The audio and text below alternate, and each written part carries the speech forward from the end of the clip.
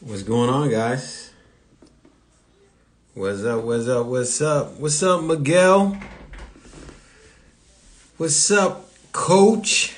Cheer Coach 81. How are you guys? You guys good?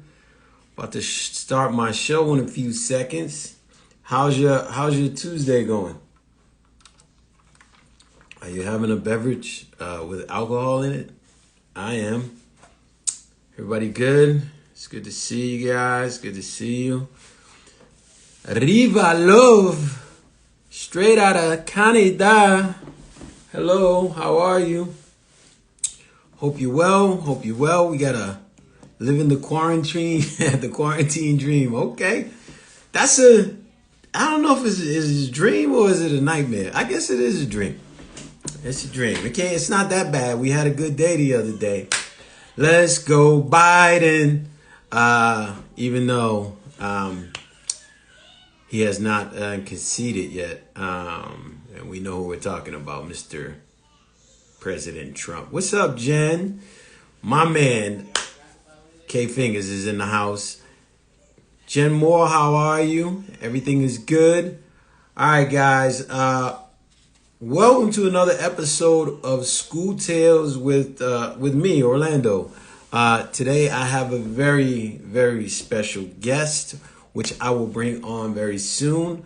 Just want to know how you guys are doing right now. You guys good? If you're listening, guests, put your info in the comment section if you have that, so we can make sure we deliver that to the people. What's going on, Mocha Sister 71? My man Murph is in the building. Hope Fisher is in the house. How you doing, Hope? Everybody good. That's good. It's good. It's good. We're surviving. Tyler's in the building. Tyler Longley. My man Carlos Sanchez is in the house. Guys, I have a very special guest today from the Worcester, Massachusetts area. Super musician. Has an album out right now, actually, where you can check it out on YouTube. Single on YouTube out. We're going to bring him on in a second. He goes by the name of K Fingers, everybody. This guy, I've known this guy since I was a teen, and an amazing. Oh, thank you, brother. Amazing musician, composer. But you'll see, we got him on the show today. I just wanted to thank all of you guys out there that did a good job this past weekend for voting. We did it. Good things happen. Anyways, enough of that. Let's get to these school tales. The guest I'm about to bring on, like I said, very funny, super talented. Please give a big round of applause. Let me get him on first for my K Fingers. K Fingers, everyone. He should be coming up shortly. You know what's so weird about this technology? Sometimes you want it to be. It's amazing, but you still want it to be, and it never is. Here we go. It's connecting right now, you know. Boom. Drum roll, please. Damn. My Wi-Fi is playing me right now. Damn. I need to up my Wi-Fi. But while we wait until we connect, he gets connected in. Let's chit chat. What else is going on in your lives? Anything good? Can't see your comments. Waiting for my man K Fingers to connect. Anyways, I can give you his details, by the way. If you go to kfingers.com, you can check out his new single, Getting It Poppin'. Get It Poppin'. By the K Fingers Band. Unable to join, it says. All right, so K Fingers is unable to join. So I'm going to make him join right now. Boom. I got him right now. Sent him a request. That's what happens when one idea doesn't work. You go with the second idea. So now we're waiting. Oh, we got my girl Kay coming all the way over here from the motherland. What's up, Kay? How are you? I hope you're doing well. Impression Prince in the house. Heidi in the house. Biden, right? That's why I'm drinking. That's why I'm still celebrating, man. I was down at Harvard Square on Saturday, and people were just, they were wilding out, man. They were having a good time. I'm just the happiest. I think it was probably the Saturday might have been the happiest day of 2020, to be honest with you. Every day is a happy day if you wake up, but Saturday, man, there was some love out there, man. People were just so happy and celebrating, honking horns. I see old white women, they were out there, they were twerking in the middle of the street. You know, they were just happy, man. It was crazy. For some reason, we cannot get K Fingers on right now. Let me see if we do it this way. Boom. Something is off. We're trying to figure out what is off. But anyways, let's talk about what else is going on. Have you guys... here we go. My brother K Fingers is in the building. Guys, we have a legend here, man. We got one of the Worcester guys, man. K Fingers, everybody. How are you, brother? How are you doing? How you doing, Orlando? Thanks for having me on. Of course, man. Listen, I was just telling them that I met you actually. I don't even know if you remember. We were teens. I think you were a few years older than us, but you were running the site on I believe it was Piedmont Street. Yes, it was. We were doing a cleanup. Yeah. Yeah. I remember you having this keyboard, man, and just blessing us with your talent while we worked. We was working with a soundtrack. It was always good. It was always love, man. So I'm super happy to have you on the show. So thank you for being here. It's an honor to be here. Thank you.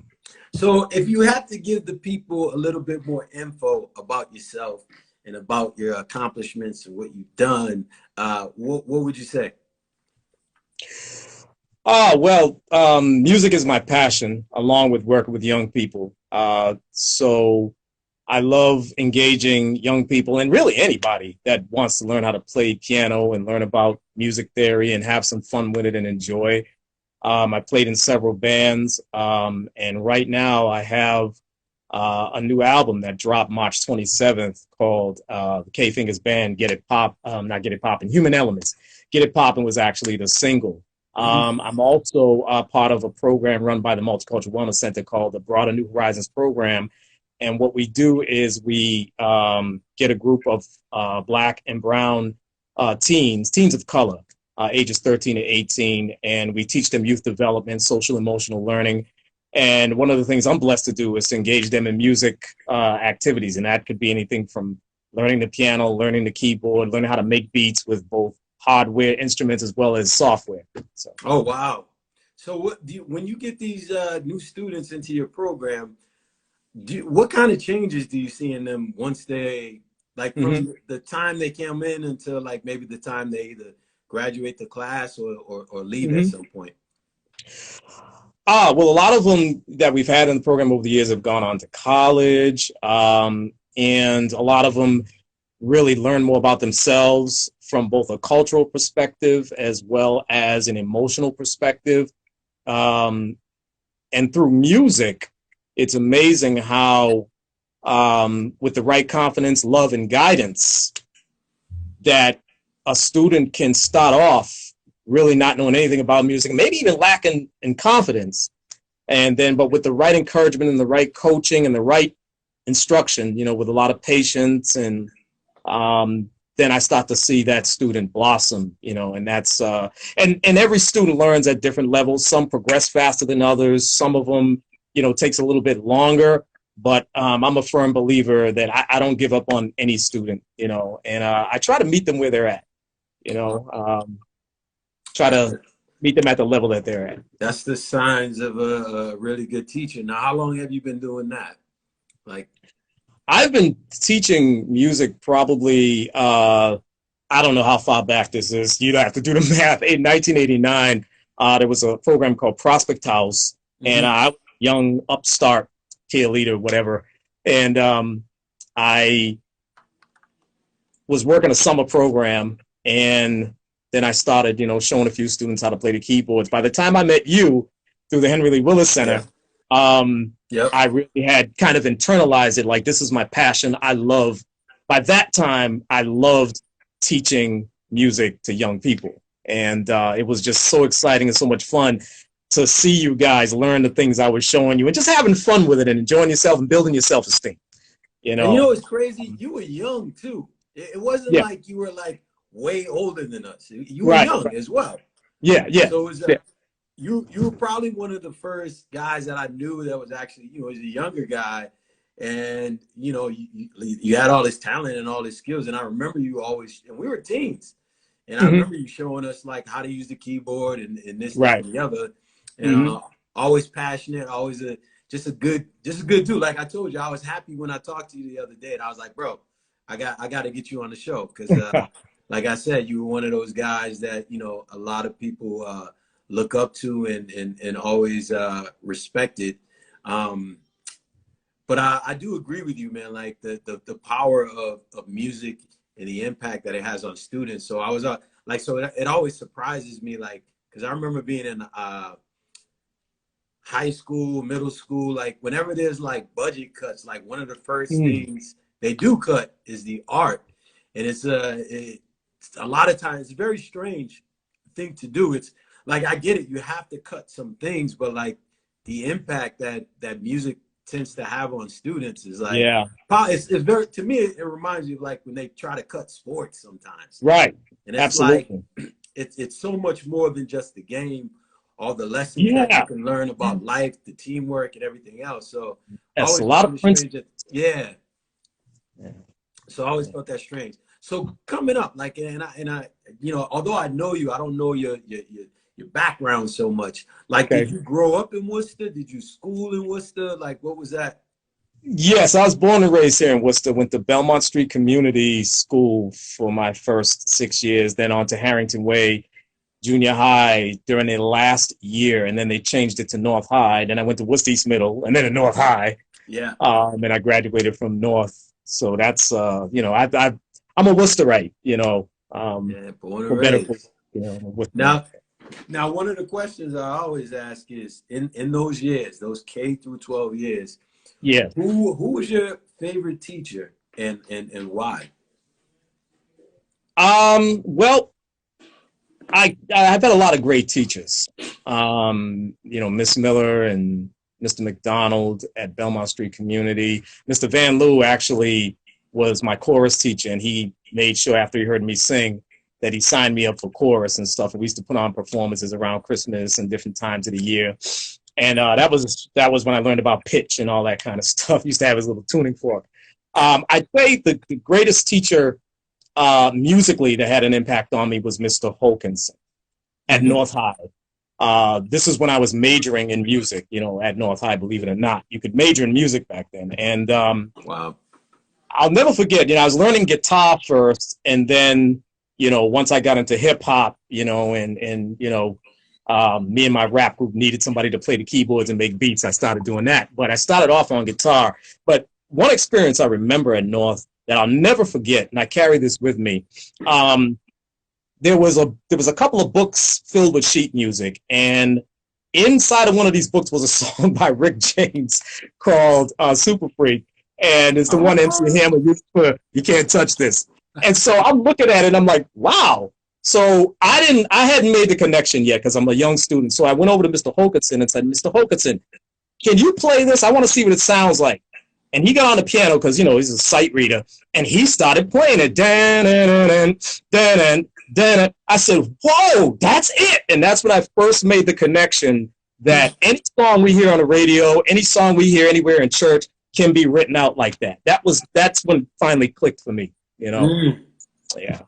Oh, that's dope, man. And I meant to ask you as well, like, as far as music goes, did your passion for it happen in school, or was it something that you like in church, or where did that come from? Was it something? Well, you know, I always joke when I say this, you know, one of the first words I ever spoke was My Sharia More by Stevie Wonder.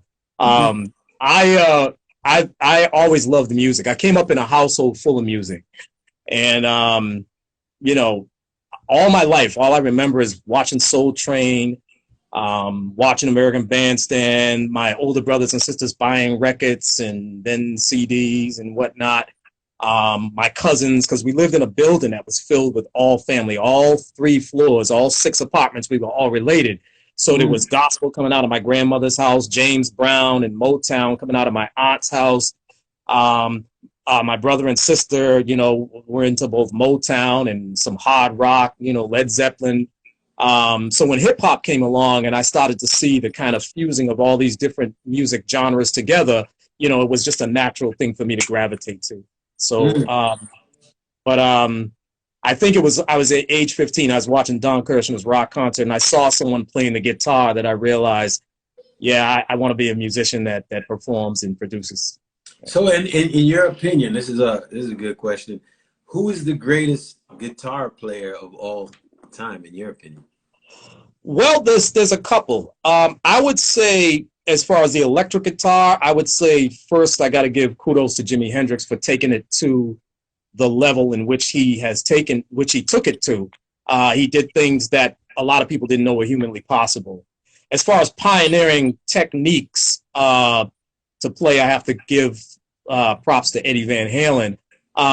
But there's a lot of brothers that don't get credit to, like a lot of the brothers that, jazz, blues musicians. Yeah, Uh, someone just wrote Prince. yeah, Prince, definitely Prince. And Prince, to me, and it was kind of like a influenced by Carlos Santana and Jimi Hendrix, as well as Larry Graham and Sly and the Family Stone. You see James Brown and A Little Richard. He was a combination of a bunch of people. It was Herbie Hancock that got me into the keyboards, into the synthesizer, Yeah. the keytar and all that stuff, and made it look real cool. But as far as right here in Massachusetts, there's a brother named Tony McAlpine. Well, he's from Massachusetts, from Springfield. Classically trained piano player, amazing guitar player. He's been a big influence on me, as well as Greg Howe. And these are like fusion guitar players, but they're just incredible, But as far as electric piano and piano, like I said, Herbie Hancock, Joe Sample, Patrice Rushen. I love Patrice Rushen, Joe Sample from the Crusaders. And out now, there's a lot of artists that I love, like Robert Glasper, Her. I'm a big fan of Her. And there's a gentleman from overseas. He's like a one-man band. He plays all these different instruments. You can see him on YouTube. His name is French Kiwi Juice, if you believe it or not. FKJ, they call him. Yeah, so. Well, that's what's up, man. So we got through the favorite teacher. What about who's your most difficult teacher? I want to thank you for making me remember this, because up till you asked me that the other day, I'd forgotten all about this experience. I was at Worcester East Middle School. I had just went into the 8th grade. It was like the first month or two. And I had a music teacher. This was before Mr. Hokinson at North High. He was showing us how to do sharps and flats and half steps and a lot of music theory. And it was like math to me. It was like algebra to somebody who just is not familiar with algebra. I'm like, what on earth is this? And I attempted it, but I think I gave up at a certain point, and I handed in something that I had kind of went about in a half-baked kind of way. And he embarrassed me in front of the whole class. His name was Mr. C. I won't throw him under the bus and put him out there, put him on blast. But his name was Mr. C. And he pretty much embarrassed me in front of the whole class. And sometimes when I'm teaching, I think back to that. And I always share that with my students. And I say, look, I'm somebody who, used to look at music theory in the 8th grade as just ultra complicated. It looked like a whole nother written language to me. I said, but here I am now, a teacher. I said, so no matter how difficult it is with a subject, never give up on it, and never let anyone make you feel like I'll never be able to do this. I'll never get it done, because I'm a living proof that you can go from not knowing what something is, not knowing how to figure something out, to now you're teaching it to other people. Yeah. That's very sound advice, because like it is weird like that, because sometimes like a subject can seem extremely difficult, and sometimes it can be because of the teaching style of the teacher. Not everybody learns the same way, because I don't know how many times like there'll be like a subject matter that I thought like was difficult, and I had a different teacher, and I was like, oh yeah, it makes sense. And I would have a lot of students that I was helping a lot of times, like sometimes I'll be in house and they come in with their work and I'll help them with their work. And they're like, yo, Mister, why don't you be a Right. math teacher? And I'm like, Right. they're like, my math teacher sucks. I'm like, oh, your math teacher doesn't suck. He just teaches a certain way that you might have Right. difficulty understanding, but you can't take that and assume that that means you're bad at it. You know what I mean? Right. Like, so no, I think that's a good point to bring up. Would you end up getting in that class? And did you end up passing this class? Even though you No, I didn't. I just it was one of those, it's hard to explain. It was one of those classes that only lasts for I think a semester. It wasn't one of those major classes that we did all year round. So by the time we were done, I pretty much knew that I you know, had kind of resolved and was willing to acknowledge the fact that I didn't really do well in that class. But it's funny, 2 years later, when you fast forward to me being a guitar and a piano student at North High, it was a whole nother ball game, you know, because at that point, I think I realized this is my passion and this is what I want to do. And Mr. Hokanson was a great teacher. Also, I have to say this, at North High, he wasn't my music teacher, but he was my English teacher. And he recently departed from this earth, and that was Carlo Baldino. He taught me a lot about English, and he, you know, even way after high school, we became friends. You know, once I became an adult, years later, we caught back up. And he taught me a lot about English, about Shakespeare, about writing, which helped me, you know, in terms of writing lyrics and stuff like that. Just a really, really great teacher. Yeah. Somebody wrote, a Frank Garland Kanye wrote, remember when you won the Wild Rap Contest? I don't know what that means, but I'm assuming Wild. What's the story on it? Yeah, in a nutshell, WILD was a station out of Boston, and they played at that time, they were called Magic 109, and they played at that time, you know, all kinds of urban music, jazz, smooth jazz, R&B, funk, and I fell in love with the station, you know, along with WCUW here in Worcester, because it was just refreshing at that time to be able to turn on a radio station and hear the type of music that we loved, that we came up with. And they had a rap contest one night, and you know, one summer they had a rap contest, and I think the first prize was you got to meet Michael Jackson and get picked up in a limousine and go to the concert, and then the second or third prize was some other stuff, but you could get a set of CDs or albums, records. God damn, and I was like, that's what I'm going for. That's a really good prize. You got to meet Michael Jackson. Yeah, well, here's what went down. I came in first place. The limousine came to my house, picked me up. You know, Garland and all my homies from Plumlee were standing around and watching me get in. There's pictures and stuff.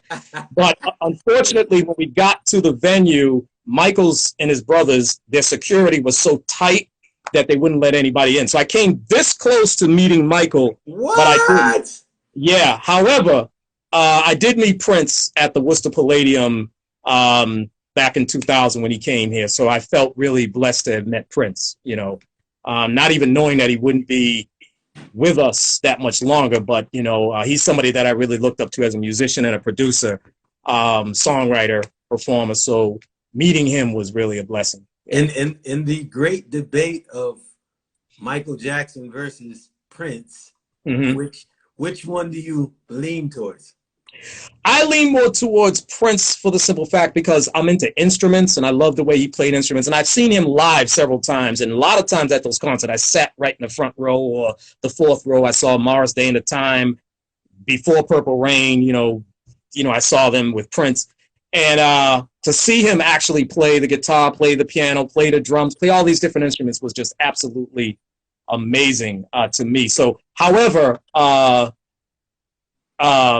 seeing Michael and his brothers live, one of the first live concerts I ever went to, because I was only a teenager, but seeing that live, it was amazing to me. I was like, wow, this is exactly how they are when I see them on TV, but I'm actually here. It was surreal, you know? Yeah. So I love both of those guys, and God rest both of their souls. What they've given to music is just unbelievable. It's just, you can't even put it into words. They were phenomenons that I think God brought here to touch the world and then, you know, depart. But they live in us, you know?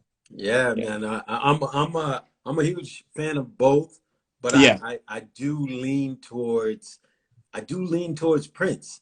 And I'm not sure if it's and this is from a person that doesn't play any instruments. Yeah. But I grew up watching Purple Rain. Yeah. And I remember like Morris Day in the Hmm. band, and I just remember how cool Prince was Yeah. back in the day.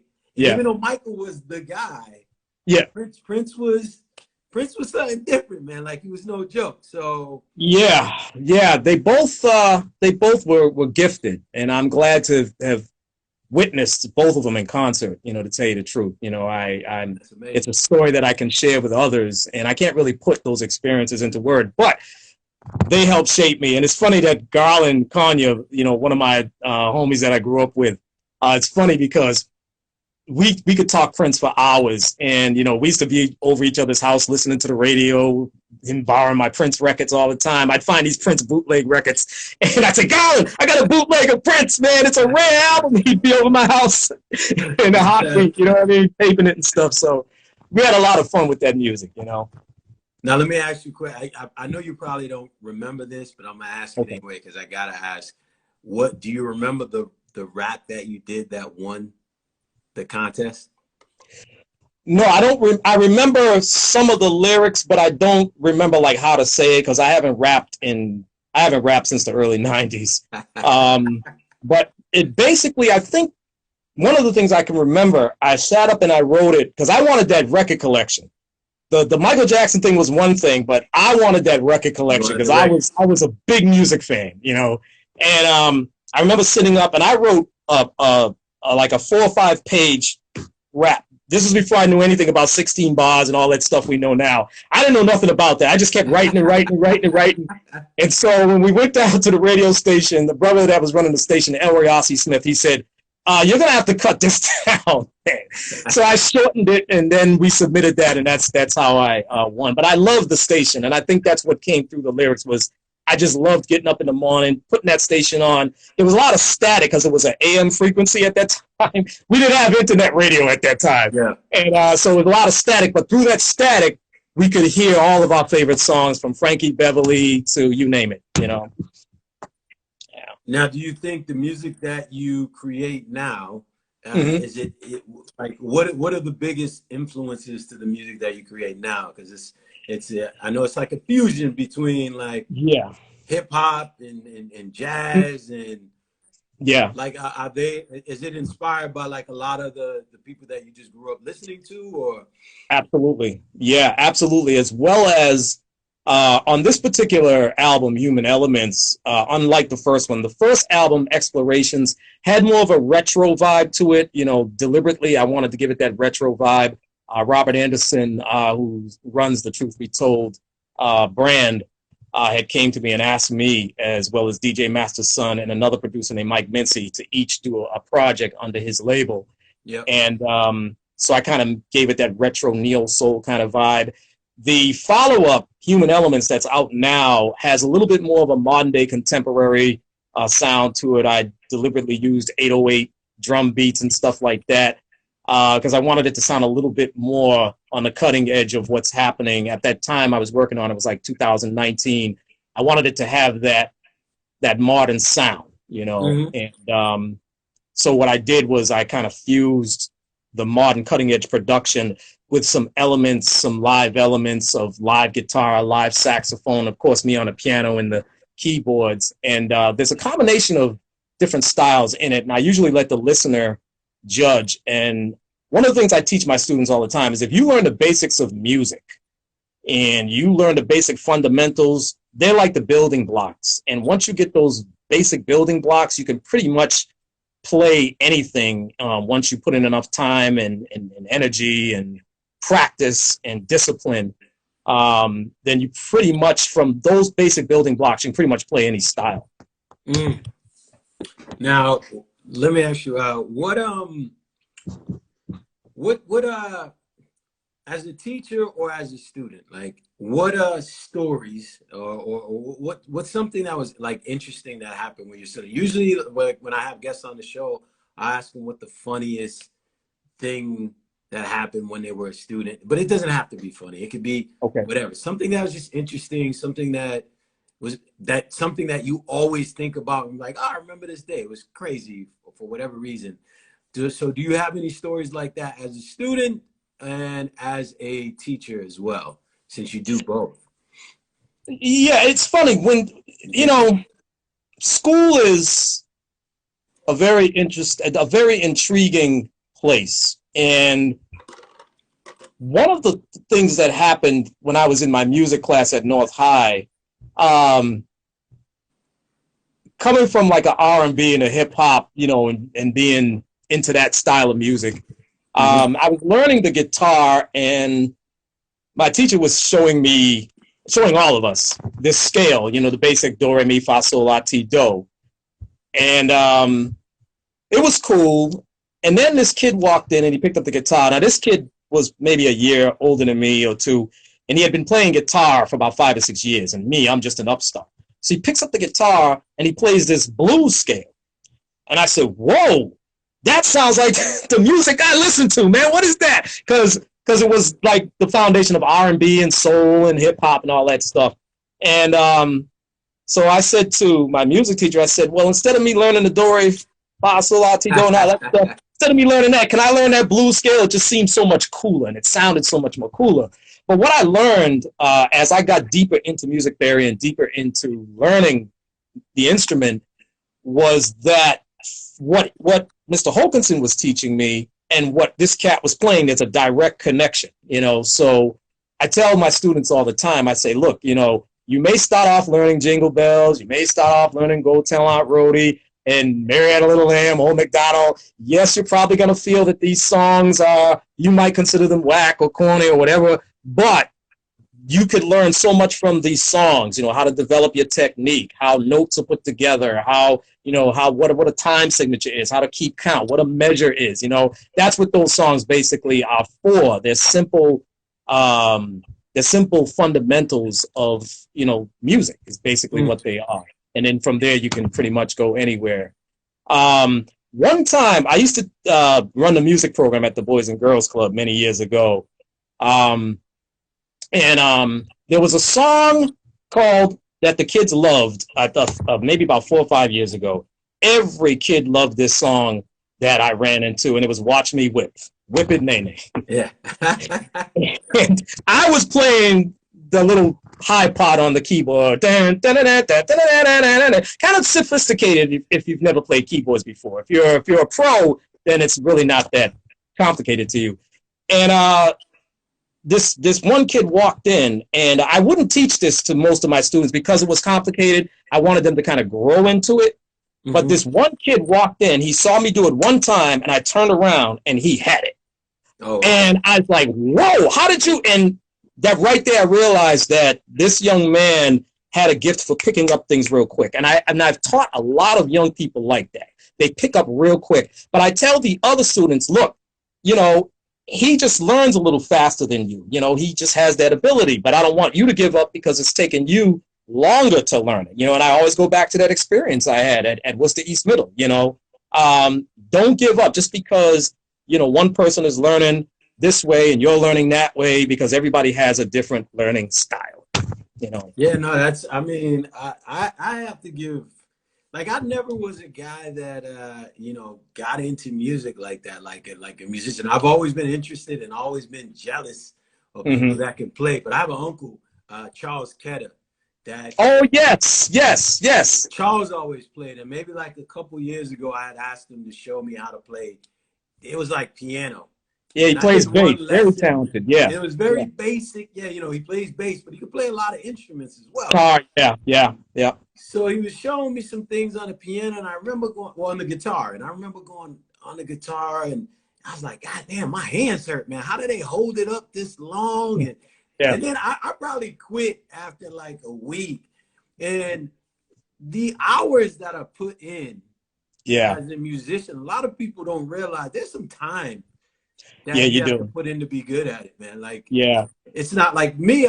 You know, I'm impatient. You know, I was just like, if I'm not good, like right, like even with comedy, sometimes, like, you know, Mm, sometimes with comedy, it takes time. You know what I mean? Like, yeah. but you can get. There's a lot of people that they enter comedy Right. and they'll go up that first time, and they'll either do really well. And when they do really well, they're like, yo, I got it. And then like the next time it'll be like a different audience and they're doing the same joke. Right. And it's terrible. Like it Yes. takes time to get comfortable with yourself and like just to understand what you're doing. Yeah. But I do feel like being a musician, you gotta put some hours into that.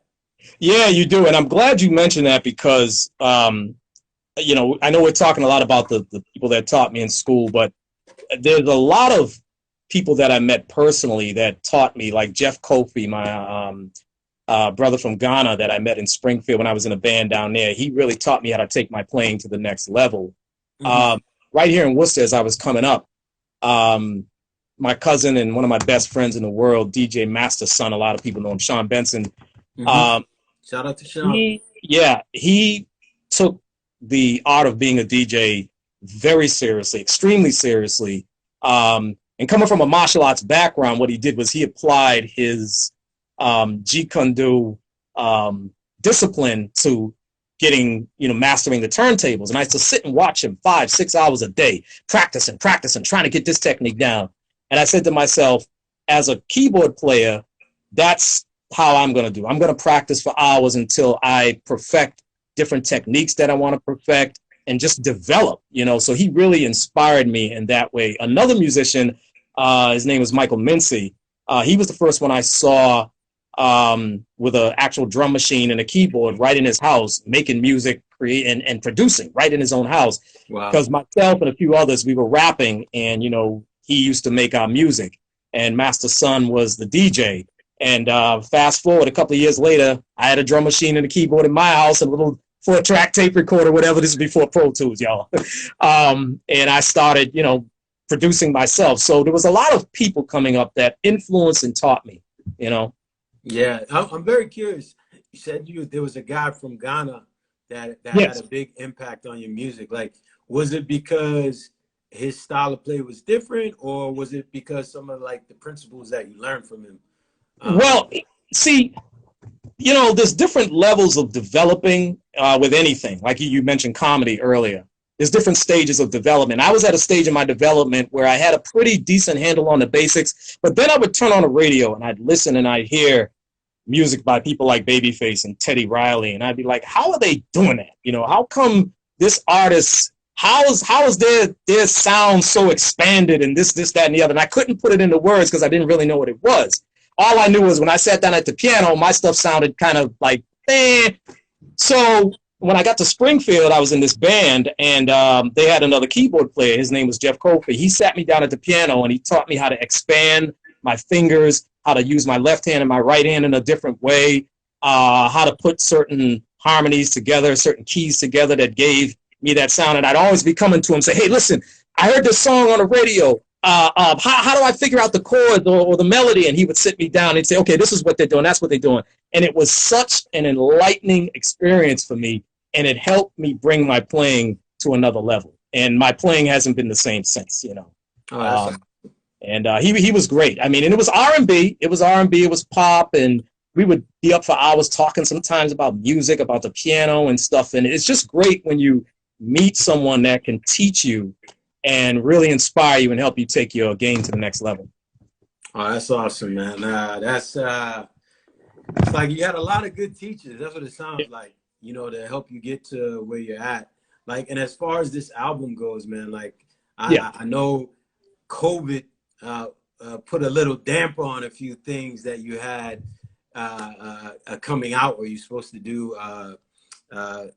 But what is the plan post-COVID? Like do you have any, is there like a website people can go? Yes. Yeah. Well, YouTube, I encourage everybody to check out the K Fingers Band on YouTube. The name of the song is Get It Poppin' if you haven't already. If you have already, thank you. If you haven't, make sure you go view it, share, like, and subscribe. It's called K Fingers Band Get It Poppin' on YouTube. On the kfingers.com website, if you're interested in downloading the album, you can go on kfingers.com, go to store, and click on the black arrow, CD Baby arrow, and it'll bring you to like Spotify and Amazon and iTunes and the different streaming sites that it's on. But if you just want to just listen to it and check it out, it's on YouTube. The name of the album is K Fingers Human Elements. One thing that, I'm learning Instagram and YouTube and how to, get more views and stuff like that. That was one of my biggest goals with this album, was to kind of expand my audience and try to reach way more people with the music. And the album and the video seems to have kind of taken on a life of its own. It's slowly upticking with views and stuff, but it's moving in the right direction, Oh, that's good, man. Well, listen, brother Keith, it's been an honor and a pleasure to have you on the show. Thank you for having me. Yeah. Thank you for being here. Thank you for doing this. And I'm proud of you as somebody that I did teach, in the Henry Lee Willis summer program years ago, to see you where you are now, not only as a comedian, but as a teacher, impacting the lives of young people and really making us laugh during very, very difficult times means a lot. Oh, thank you, brother. I appreciate it. Everybody, go make sure you go check out K Fingers and his band on YouTube. Go to kfingers.com. Yep, K Fingers. Right? Buy the album. Check out the music. It's unbelievable. This dude's a great dude, amazing talent. Thank you guys for watching, and we will talk to you soon. All right, everybody. All right, thanks, Orlando. Peace.